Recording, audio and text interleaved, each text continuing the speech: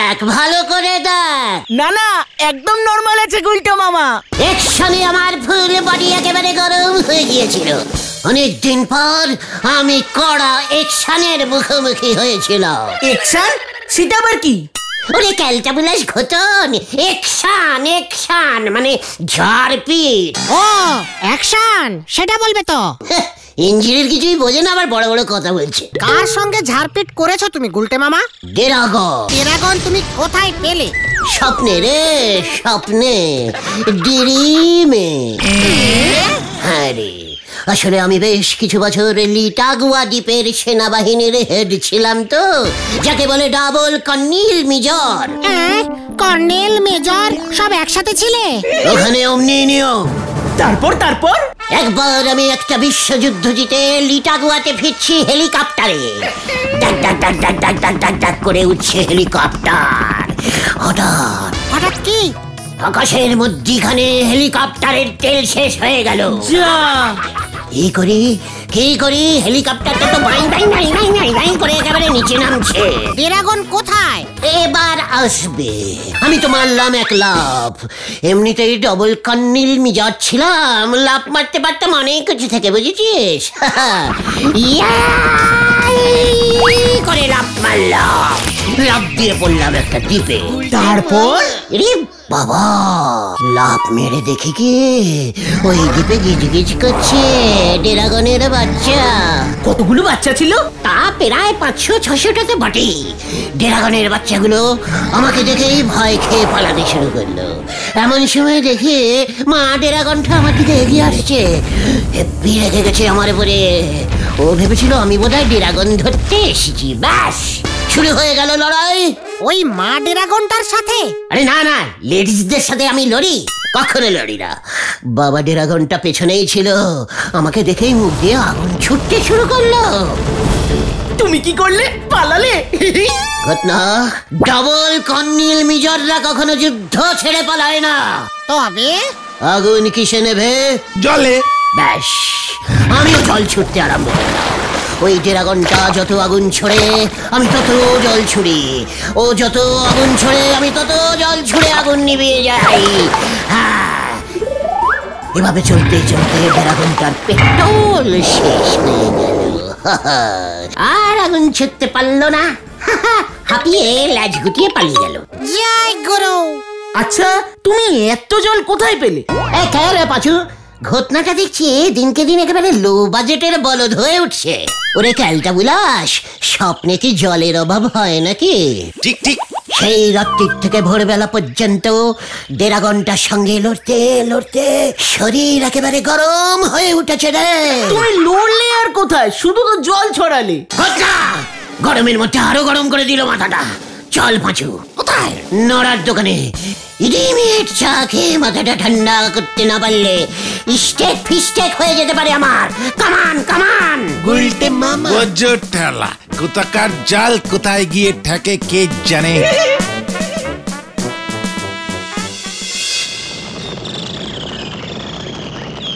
তা আপনি যে এত বড় একজন কর্নেল মেজর জেনারেল টাইপের নোক ছিলেন, সেটাই আগে বলতে পারতেন নন্দ ভন্ড গুলটে বাবু। কেন আগে জানলে তুই কি করতি?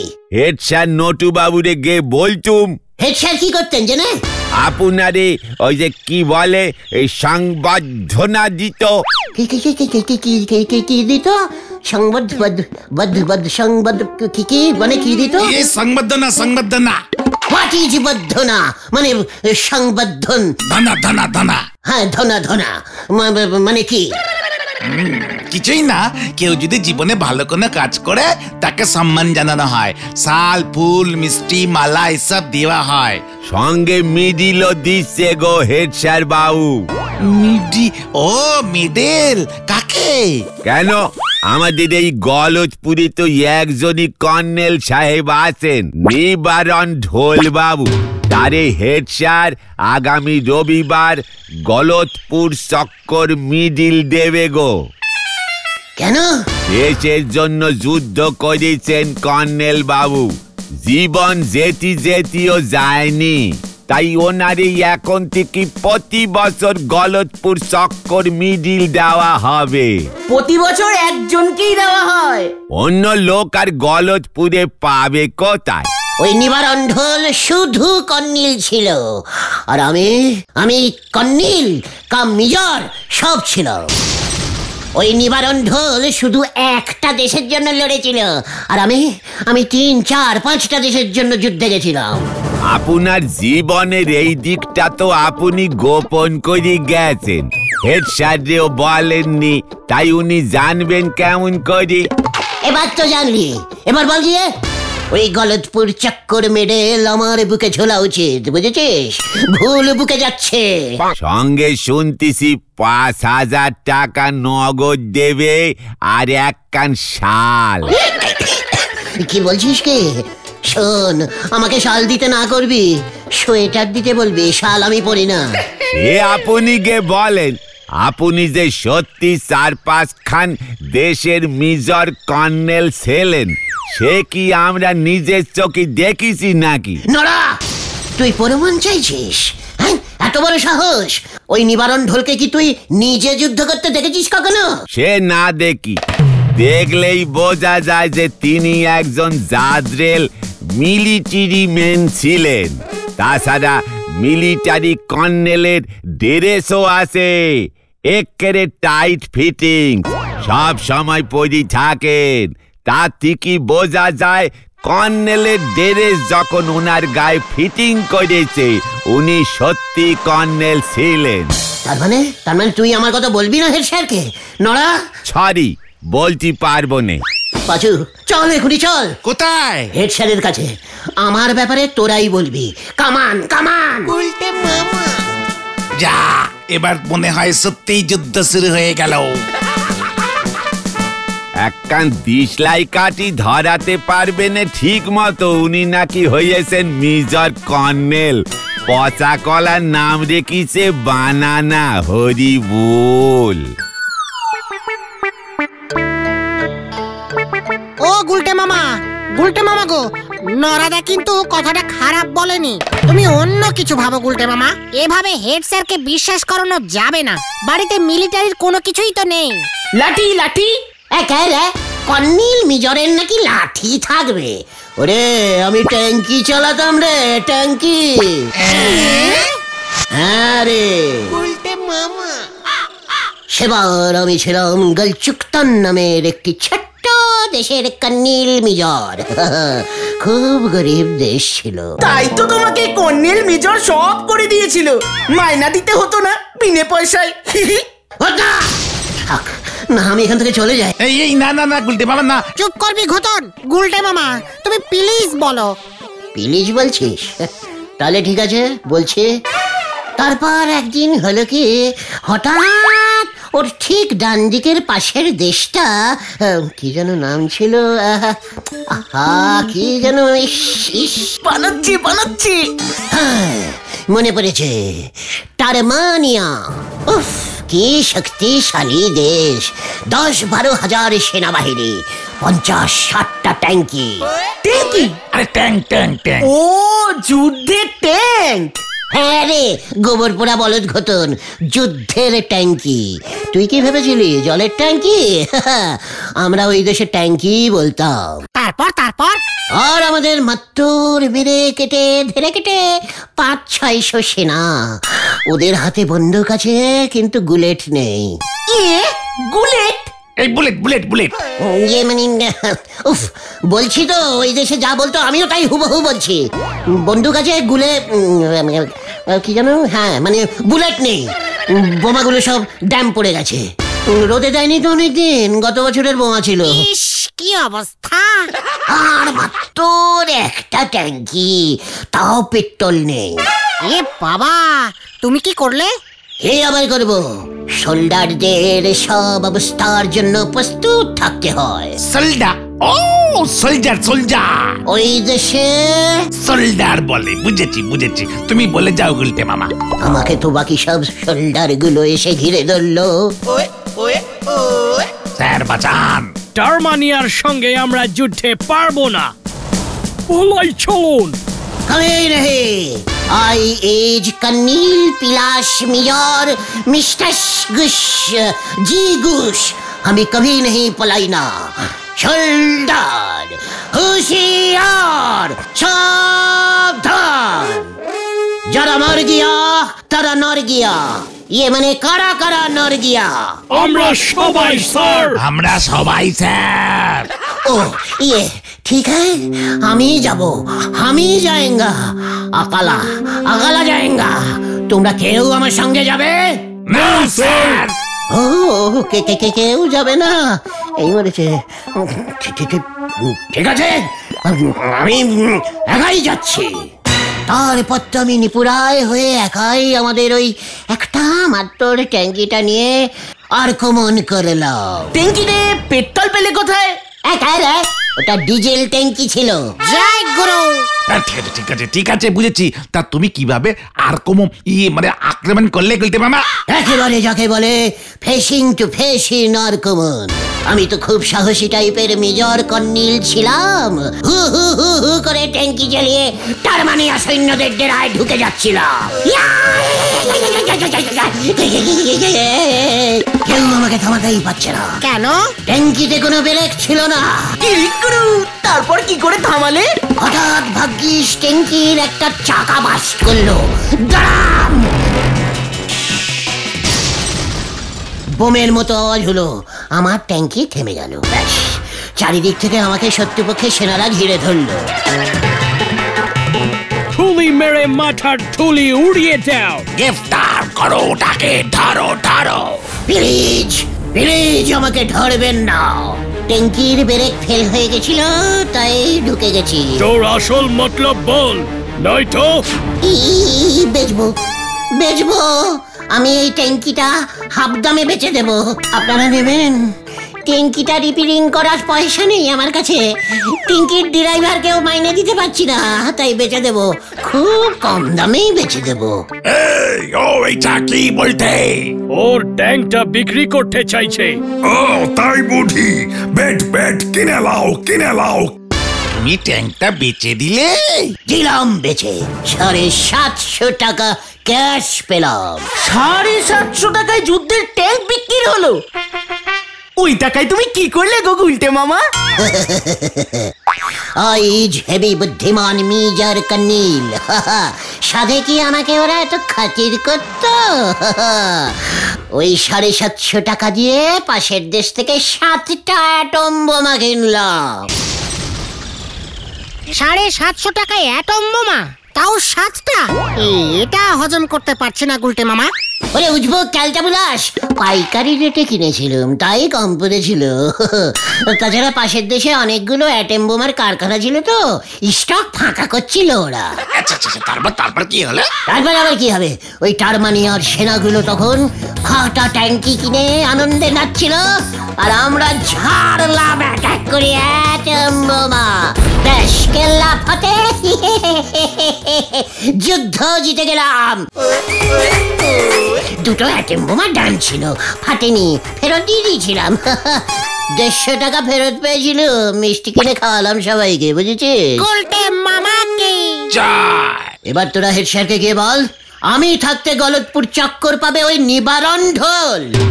ইস, তুমি যদি কর্নেল মেজরের ড্রেসে হেড স্যারের কাছে যেতে না, দেখতে হেড স্যার কেমন ঘাবড়ে যেত। হ্যাঁ, তখন তোমার সব গল্প হেড স্যার বিশ্বাস করতো। বলছি হ্যাঁ, তাহলে দেখছি গলা চুক্তানের প্রধানমন্ত্রীকে ফোন করে আমার সাইজের একটা মিলিটারি ড্রেস 2 দিনের জন্য ভাড়া পাওয়া যায় কিনা। আমি চললুম রে। কোথায়? ফোন করতে। ওখানে তো আবার এলোমেলো পিকিউ এসটি ডিটি করতে হবে, অনেক দূর তো। গুলটে মামা যা, এবার আবার কি করবে কে জানে। আমি খুবই আনন্দিত, পুলকিত, উত্তেজিত। এই যে একেবারে মানে চমকিত বোধ করিতেছি। কাল সন্ধ্যা ৬ ঘটিকায় আপনার বুকে আমি নিজে গলদপুর চক্রটা পরিয়ে দেব। আশা করছি স্কুলের হল ঘরে তখন প্রচুর লোকজন থাকবেন এবং উহারা হাততালি দিবেন। উল্লাসিত, গর্বিত, উচি উচি উচ উচ। ঠিক আছে, ঠিক আছে, বুঝেছি বুঝেছি। এখন আর এত বেশি উজ্জীবিত হওয়ার দরকার নাই। তবে আপনি কিন্তু মনে করে আপনার মিলিটারি পোশাকটা পরে আসবেন। অবশ্যই, ধোপা বাড়িতে ধুতে দিয়েছি, তারপর 2 বার ইস্ত্রি করে পরে আসবো। রাখছি।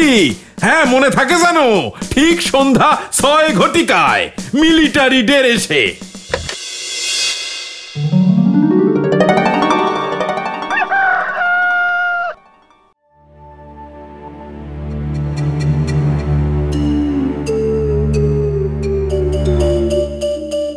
কেসটা কি বলতো পাঁচু? গুলটে মামার তো কোনো পাত্তাই নেই। সেটাই তো ভাবছি, পিসিমাও বলল যে কোন ভোরে নাকি গুলটে মামা বেরিয়ে গেছে। দেখো গে, যুদ্ধের ট্যাঙ্কি ভেবে জলের ট্যাঙ্কিতে ঢুকি বসিয়াছে। ওই দেখো পাচুদা।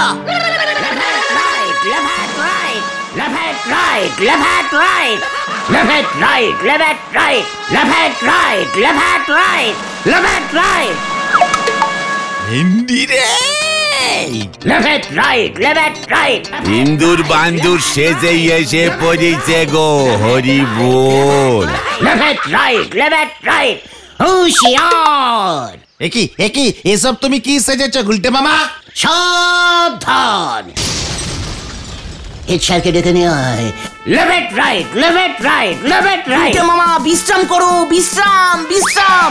Stop stop. এ কি বলছেন কর্নেল সাহেব? আপনার মিলিটারি পোশাকটা পাচ্ছেন না? ওই বগা ধোপাকে কাচতে দিয়েছিলাম, ধুয়ে ও মাঠে মেলে দিয়েছিল, এখন আর পাচ্ছে না, কেউ নাকি ঝেড়ে দিয়েছে। আরে না না না, তাহলে তো হবে না। গলদপুর চক্রটা কার বুকে ঝোলাবো তাহলে? আমার বুকে sir. Left right, left right, left right. কি কাণ্ড! ফোনটা রাখুন দেখি, বগাকে বলুন পোশাকটা খুঁজে বার করতে, নয়তো আমি চক্র দেব না। হ্যাঁ, হুঁশিয়ার! আমি স্যার কর্নেল মেজর জি জি গুহ। চিন্তা নেই স্যার, সব বিশ্রাম। গলতপুর চক্করটা আমার বুকে ঝুলিয়ে দিন স্যার। 5,000 দিতে হবে না, 3,000 দিলেই হবে। আর শালের বদলে একটা সোয়েটার আর 2টো গামছা আর 3টে গেঞ্জি দিয়ে দিলেই হলো। কম পয়সায় হয়ে যাবে স্যার। হয়েছে। ঝামেলার মধ্যে আরো বড় ঝামেলা চলে এসেছে। দাঁড়া, বলো হরি দারোগাকে তো বলতে হবে। হুঁশিয়ার! শত্রুপক্ষ সামনে। আর আমি তোকে কোর্ট মার্শাল করব। কোন কোটে স্যার? আমার মিলিটারি ইউনিফর্ম তুই খুঁজে দে বগা। Left right, left right, left right. Gulte মামা তুমি এখানে কেন এলে? Left right, left right, left right. এই তুই লেফট রাইট করছিস কেন রে উজবুক? হুঁশিয়ার! বিশ্রাম! হেলান! একজন কর্নেলই তো আরেকজন কর্নেলের দুঃখ বুঝবে। কি বলতে চাইছিস কি? আপনার ড্রেস হারাইয়া গেছে কর্নেল। হ্যাঁ, এই বগাটা হারিয়েছে। আমি আমার ড্রেসটা আপনাকে ভাড়া দিতে পারি। 5,000 টাকা আর একটি শাল। তার মানে পুরস্কারের সব টাকা তুই নিবি? হেড স্যার তো আমাকে দিতে চাইছে না, ইয়ে মানে মিডিলটা আপনার থাকবে। কিন্তু আমার ইউনিফর্মের রং তো এমন ছিল না। এটা তো গলা চুক্তানের ড্রেস, আমি এই ড্রেসের রং চেঞ্জিং করে দিতে পারবো। কিভাবে? আগে 5,000 টাকা আর ওই একটি শালের ব্যাপারটা। রাজি রাজি। তাহলে আমিও রাজি। এই দেখো গুলটে মামা। যা গুলটে মামা!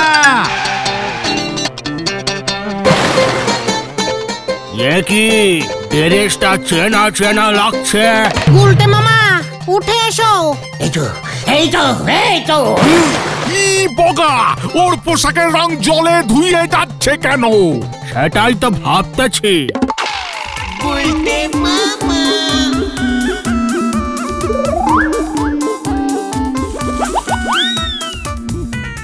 মামা কি তোর বুকে আমার নাম লেখা কেন? কোথায়? মানে না তো। এটাই স্যার আপনার ড্রেসটা। কাল ধুয়ে মেলে দিয়েছিলুম, রাতে তুলতে ভুলে গিয়েছিলুম, ও ঝেড়ে দিয়েছে। তারপর রং করে নিজে পড়েছ হতচ্ছাড়া। বন্দুক বন্দুক বন্দুকটা আন বগা। গুলটে মামা পালাও। না স্যার, মানে নামের বানানটা করতে পারিনি তো, এই মরেছে।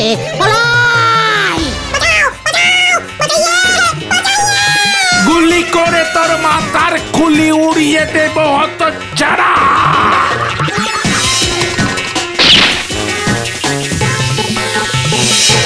ও বাবা গো, ওরে বাবা রে, বাবা গো।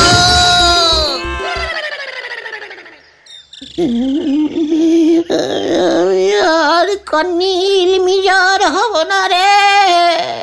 তাহলে তুমি কি হবে গুলটে মামা? জামা কাপড় সেলাই মিস্ত্রি। গুলটে মামা কি জয়। ওরে বাবা গো।